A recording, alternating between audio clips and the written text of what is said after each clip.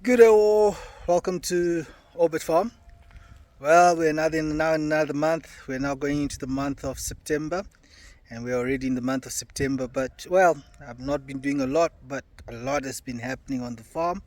A lot has been happening at home, and a lot has been just happening. So things that we need to talk about and things that we need to discuss, I'm always here. But to those that are new to the channel, please like, subscribe, and follow so that we keep you updated on the farm life of the things that we're doing at the farm.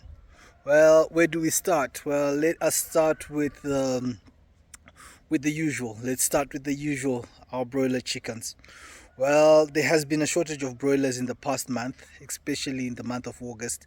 We had quite a lot shortage of broilers. You would go to Pook, you'd book them, the date that they say that they would come, they wouldn't come. And we actually got to a point whereby we actually have changed. We have found another supply. We had to find another supplier. This is just a short-term one to see, just to try and cover up to get the chicks that we wanted. I hope that in the next month, this coming month, September, things will be back to normal. We will not have any problems getting chicks, but we have had a lot of problems getting chicks in this past few weeks. But now we have some chicks. We have got all in total about 100, in fact 150 chicks, 50 at the farm, 50 with us, another 50 to come within the next week, which those on which we know we're definitely going to come. So we there at that with the broilers. Some are already in week 2, and the other ones, in fact all of the 2 batches are in week 2. The other one which will be coming will be starting a new batch on the start. So broiler chickens, that is where we are. There's nothing really much to say. The usual, giving them stress pack, giving them oxytetracycline, giving them the correct feed mixes. That has been always the case when it comes to the broiler chickens. We have kept that consistent, and we have actually got good results from our broiler chickens. So we are not going to be changing the formula for those kind of chickens. Well, that is it on the broiler chickens. Then we come now to our good friends, the heritage chickens. Well, at the heritage chickens, there's been quite a lot that has been happening.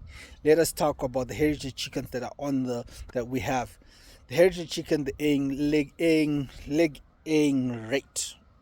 egg laying rate. Well, I don't know what's happening to my tongue, but that is what is happening. Has been okay. We have had no problems. The eggs have been laying, but I did a mistake. I changed the feed. What happened is that I went to the shops. The shop that I normally buy feed from was closed. So I needed feed that evening, so I just bought from another brand. Another brand. That is where it's dangerous. Be very careful. That danger was that I had never used this brand before. It's not was I don't even know it. I just had to buy because I needed feed. I should have just said to myself, let me buy 5 kg just to get me through that day or that few days. In fact, that day. But instead I bought a 25 kg. My egg laying rate went from very high to very low after about 4 days. 4 days the egg laying rate just decreased. Let me just say I was getting probably 15 to 18 eggs a day. I dropped down to 7 eggs per day. But of course you're not noticing it. You're just thinking that probably they're just going through that change of weather, change of what. No, it was actually the feed. The feed that I bought, that was not sufficient enough for them to be laying eggs.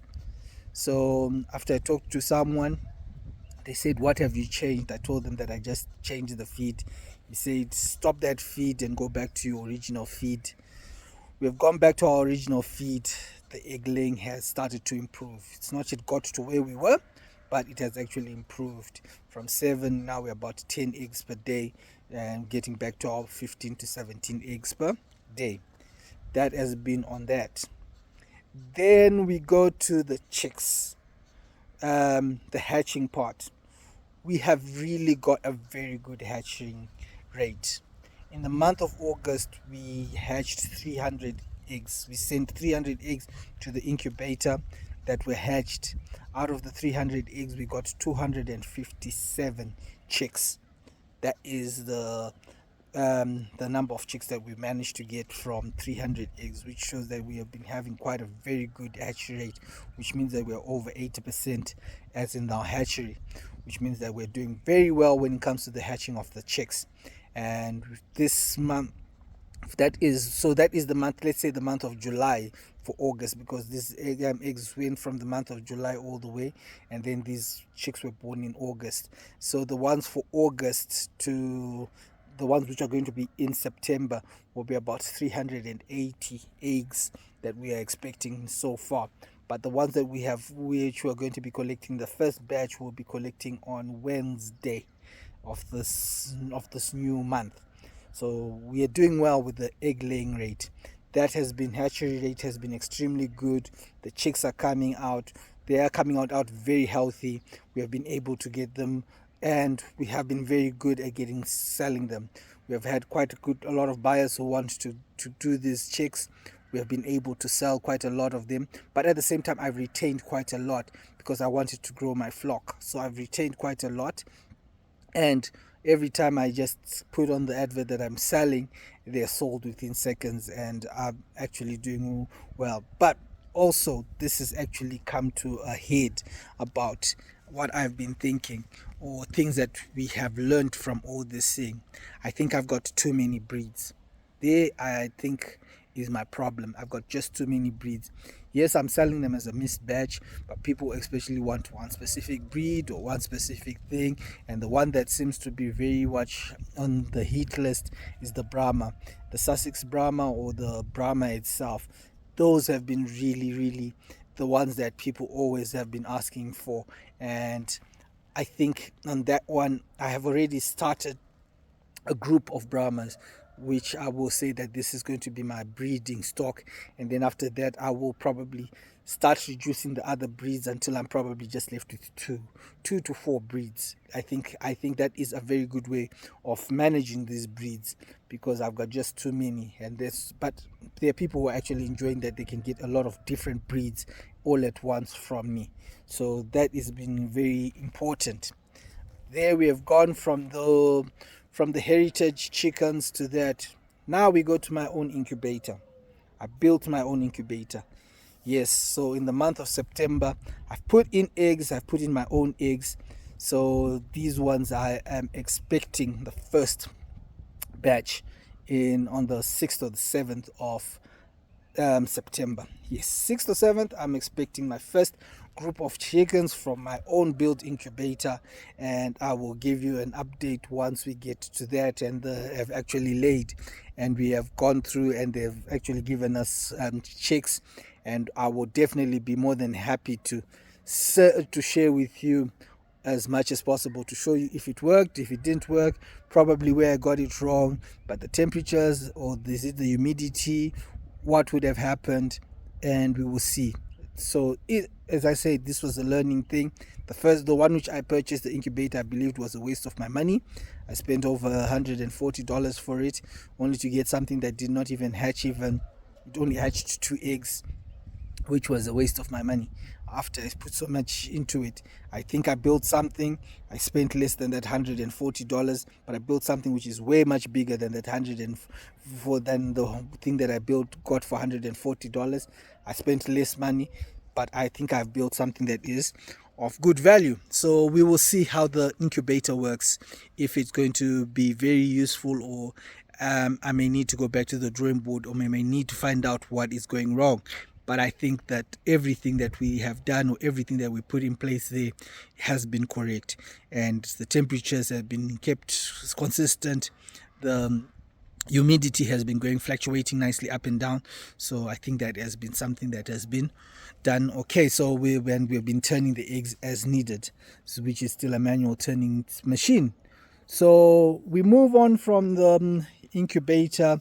We have done the incubator, and I'm thinking that we are okay with that.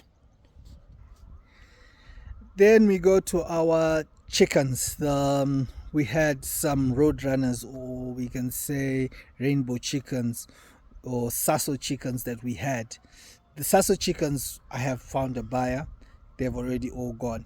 All of them. I sold all of them at 2 months old, and 3 months old. They're now 3 months, and they've all gone. So those Sasso chickens, I don't have any more. At 00, we do not have any more Sasso chickens at the farm.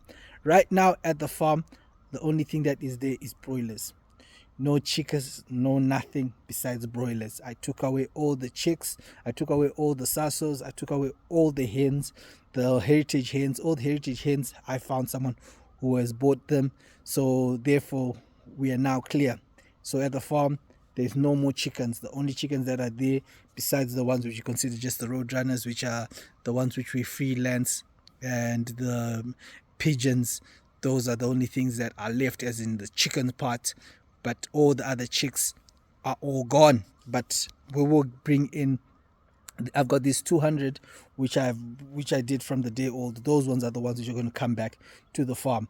Just going to give them about 2-3 more weeks, then I will send them. By the end of September, they will be at the farm. There are a few things I want to fix first at the farm, then I will send them. But that has been where we are on that, which shows that we're in a good direction. We're heading in the right direction for that project. Well, then we move from there. We then move on to our the cows. The cows, hey, it's just a long term. Cattle are a long term project. I've got nothing really I want to say about them. They're there. They're healthy. We're expecting at least probably 2 by the end of this year. Dates I will not know. Then next year we're expecting probably about 4. That means that we're just growing it from 15 that we have right now. We will see where we get to, as it is. As I said, this is a long-term thing. I don't see myself being able to say to ourselves, we are going to do anything that is going to change the cattle. Right now, not happening. Then we come to the pigs. The pigs there too, at the present moment, I don't believe that they're bringing value to my farm. Yes, I said to myself, I want to keep them, and then I wanted to do it. At the present moment, we have been trying to get the mother to have piglets, but at the present moment, I feel that it's not happening as fast as I want to. So what am I planning? I'm planning to sell them. I'm going to be selling those 2 pigs this year, getting rid of it, totally stopping pigs. I will have no pigs. Reason is, I just believe that if I want to do the pigs, let me do it again. Let me go find 2 to 4 small little piglets and raise them again from scratch. That is, I think, would be much more easier. I know it's going to take time, 6 to 8 months before I start getting my piglets or whatever. But right now, I've been doing it. I've now been feeding these 2 pigs for over a year. They have not been. We have now overpassed a year because of the feed problem. But I think that these pigs are not bringing any value. So very soon they will be seeing I will be selling them, or either I will be slaughtering them for meat. That is what we'll be doing with those 2 pigs. So that is something on the pig side. Then we come to our I think that is really now much about the farm. We have really moved away from everything else and really into chickens that we have been doing. So we have, on the agriculture side, as always, there's nothing to talk about, but these are the things that we have done. Well, so what is new, or what is something that we're going to be doing? Yes, I am going to start again my ducks. I remember I had a lot of Muscovy ducks. We slaughtered a lot of them. Some died, and I think that project will be coming back. Now that one will be coming bigger and better, because what I am actually planning on that Muscovy duck is to actually do it properly. So one, we will have Muscovy ducks and we will have Pekin ducks. Those will be the 2 duck breeds that we will have. We have already... So what have I done? I've been... The Pekin duck, what I did is that I've gone and I've bought eggs. The eggs I'm going to be sending to a hatchery. I'm not doing them myself, no. I want to send them to a hatchery so that we can get the the Muscovy duck, the Pekin ducks, and then I've got someone I know who does Muscovy ducks that I will go purchase from the Muscovy ducklings, and we will then be working from there and seeing how best we can do that. So that is the project for September. That means that we have started ducks. So ducks eggs, we have purchased them. We need to send them to incubator, which will be sent today. Latest, we have got 60 eggs, and after that, if I'm happy, I'll go get another 60 or 120 eggs, and then we'll see how we grow that business, or start that one again, and then we will see. Another thing that I've been thinking about probably starting also is guinea fowl. If there's anyone here who watches this channel who knows someone who sells guinea fowl eggs, please get in touch with me. I'd really like to get someone to give me guinea fowl eggs. I want to start guinea fowls. Reason why I want to start them is because I actually believe I like these small little animals, and they actually taste well. That is the reason why I want these animals. So anyone who knows who's got guinea fowl eggs, please let them bring them along to me. I'd like to do some guinea fowls. That, besides it, is between ducks and guinea fowls. Those are the projects that I think I will be doing. And the pigeons, I really was about to do it as in a big term, but I believe that the structure, I've not built the correct structures at the farm for them to be put, but I think it will be done probably by December. Well, we're also getting into the month of getting close to December, and December is a turkey month, or a turkey year, or people like turkeys, they want to have turkeys. So what am I thinking of? Probably going to buy 10 to 15 turkeys, which I will feed like road runners, but obviously they will be having free range. But those turkeys will be the ones that I will be selling to people for the for Christmas. But I think I'm a bit late, but I still believe that I can pull it off. If I can get 10 small little turkeys now, I will be able to achieve what I want to achieve within the time frame that I have. So that is something that I'm just thinking. Turkeys are not going to be something that I want to do on the farm. It's just something that I'm just doing for Christmas. Christmas, people ask for turkeys, and I will have some turkeys if I do it. It's still a project which is in the pipeline, question mark, not confirmed, but it's something that I am thinking about.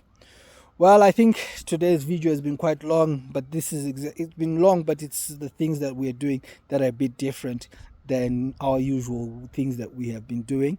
And as I said, I wanted to just do a monthly video about really what is happening at the farm, because doing a daily video about certain things which are just repetitive does not help you guys. It does not show anything of interest to you. But if I give you a breakdown of exactly what we're doing, and if there's something really special that we do that is different, I will share with you. So I think this has been the major things that we have been doing, and I got a question which I will answer on a separate video about how to make sure what is contract farming and how does contract farming work here in Zimbabwe. I think people do not understand it, and I think we need to teach each other what is contract farming and how it affects us. Well, thank you very much for liking, for subscribing, and to all those that are new to the channel, please like and subscribe. Until next time, have a good day.